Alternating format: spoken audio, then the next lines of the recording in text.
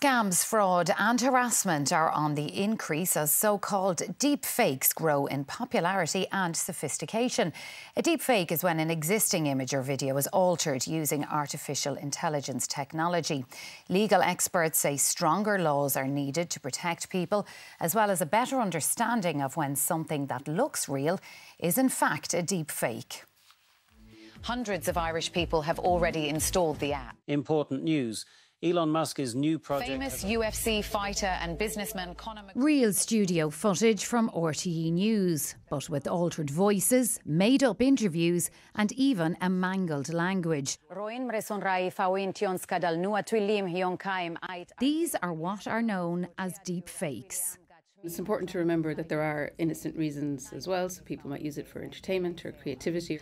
But then the flip side is the manipulation, and a huge reason is just scams and fraud, but also bullying and harassment, in particular sexual harassment using deepfakes, and then of course political interference as well, so attacking politicians by making it appear that they said something they never said.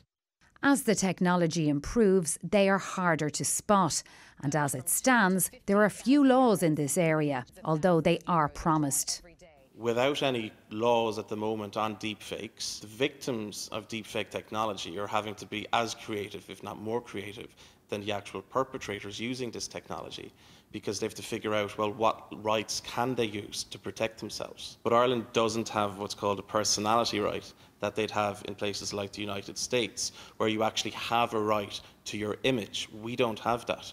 And we think this is something, and certainly from the AI Advisory Council's perspective, in terms of their advice to government, that this is something that the government should consider. The online platforms have ways to report deepfakes, but frequently those reporting them are told they don't breach the platform's guidelines. We shared one video which has been on Facebook for over a year with Meta.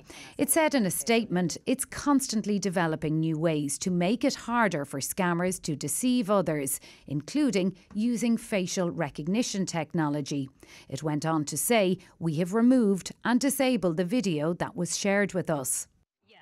With ever more people accessing information online, the ability to think critically and double-check a source will become the most valuable tool in deciphering what is real and what's not.